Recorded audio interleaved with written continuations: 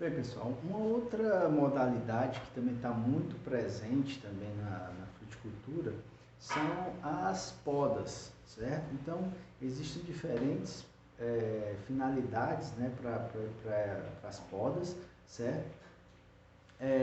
Então, inicialmente se tem a poda de formação. O que é essa poda de formação? É que a partir do momento que a planta vai crescendo, você vai direcionando e dizendo para como é que aquela planta deve crescer, certo? Geralmente os formatos mais amplamente difundidos são os formatos em forma de taça. Por quê? Porque esse formato de taça ele vai favorecer a entrada de luz dentro da copa da planta, certo? A planta só vai produzir se tiver entrada de luz, certo? Então, para isso, você vai direcionando essas podas para que a luz consiga entrar de maneira mais equilibrada dentro da copa, certo? E a partir daí acontece a produção também. Uma outra questão da poda de formação é que também imagine vocês têm, quem é do Nordeste, trabalha com caju, né, por exemplo. Então, hoje a gente tem um cajueiro não precoce, né, que ele fica num porte mais baixo, mas antigamente você tinha um cajueiro gigante. Como é que você fazia para colher o caju lá de cima, ou a castanha, né? Uma mangueira também, uma mangueira gigante também, como é que você vai fazer a colheita?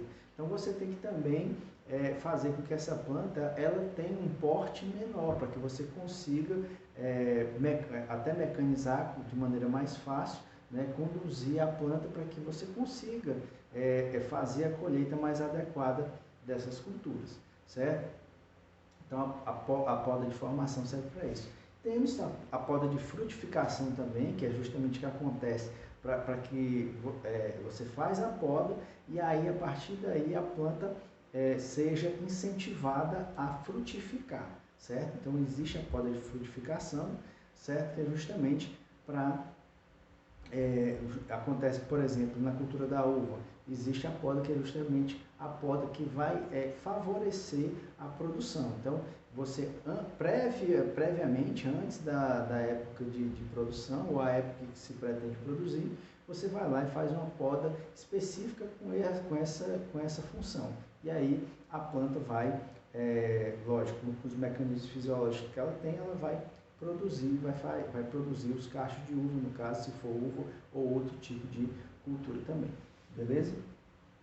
As podas de rejuvenescimento, por exemplo, você tem galhos velhos, galhos que estão debilitados ou galhos doentes, ou a planta não está mais produzindo bem, então você faz uma poda mais drástica, né, retirando esses galhos mais velhos, improdutivos, e aí você faz uma poda que a gente chama poda de rejuvenescimento, certo?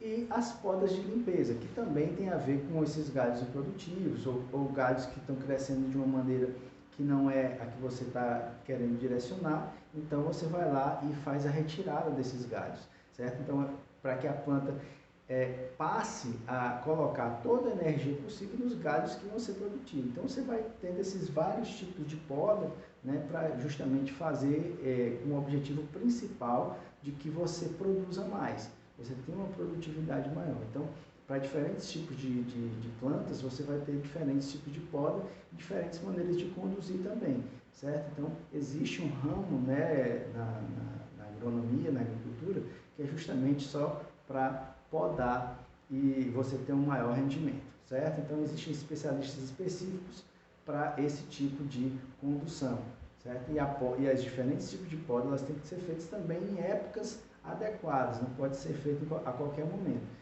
Logicamente, depois de uma poda, existem também outras coisas que você tem que ter cuidado, porque a cada vez que você está fazendo um corte na planta, você está deixando ali um meio, uma porta de entrada para micro-organismos, ou fungos, ou vírus, né? Então, ou bactérias, tudo isso é uma porta de entrada, então você tem que ter um cuidado também na hora de fazer a sua poda, beleza?